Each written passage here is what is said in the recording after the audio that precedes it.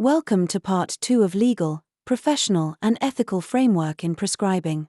Half of the public think that their GP should always give them the prescription, treatment, or referral to a specialist that they request, a survey has indicated. A prescription for medication seems to act as validation for the fact that they are actually ill. It also reassures patients that once they have taken that particular course of medication, they will be better. HCP are aware of the expectations their patients have, and they often end up giving into these pressures and prescribing drugs, rather than exploring alternatives. The YouGov poll of 2,000 British adults, commissioned by Medical Protection, also found that 1 in 5 members of the public, 21%, has challenged their GP's diagnosis, and almost half, 47%, of patients attempt self-diagnosis by Googling their symptoms before seeing a GP. Another factor that may influence, interestingly, 2/3 of consultations with general practitioners end with the issuing of a prescription.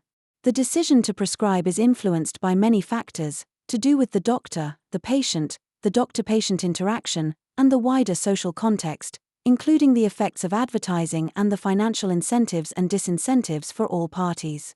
In the United States, there may be financial incentives to do so. Another factor that may influence patients' beliefs is the media. With ever-increasing access to health information on the internet, patients may attend with a request or expectation of a specific treatment. According to RPS 2016, that prescribers must be skilled at building a relationship that facilitates appropriate prescribing. The role of independent prescriber can add additional challenge to this, as patients may not trust or understand their role. A survey by McClure et al., 2013, suggests that the ability to demonstrate their underpinning knowledge of the evidence-based treatment options available may assure patients of their professional credentials, which is key in challenging preconceived ideas of prescription requirements. Capacity is central to informed decision-making in healthcare. It determines whether a person can understand, retain, and weigh information to make their own choices. Every adult is assumed to have capacity unless proven otherwise. A patient's ability to make decisions should be supported, not underestimated. When capacity is lacking, decisions must prioritize the patient's best interests, balancing autonomy with ethical care.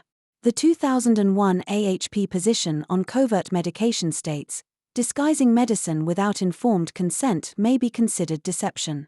However, there's an important distinction. Patients with the capacity to refuse medication must have their decisions respected. For those lacking capacity, decisions must follow legal and ethical guidelines to ensure their best interests. The evolution of prescribing rights and medicine-related practices in physiotherapy. 1995, injection therapy became part of physiotherapy practice. 1997, a review of the 1968 Medicines Act set the stage for expanding prescribing roles.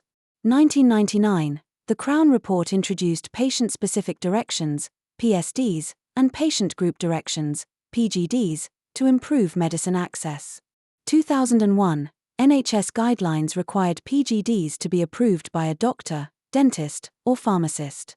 2005, physiotherapists gained supplementary prescribing rights, enabling them to prescribe alongside doctors. 2014, the first non-medical prescribers, NMP, qualified, marking a milestone in independent prescribing for physiotherapists. It highlights the progressive expansion of physiotherapists' roles in medication management. Capacity matters. Empower patients. Deliver ethical care. Thanks for watching. Hope you enjoy it. See you on the next video.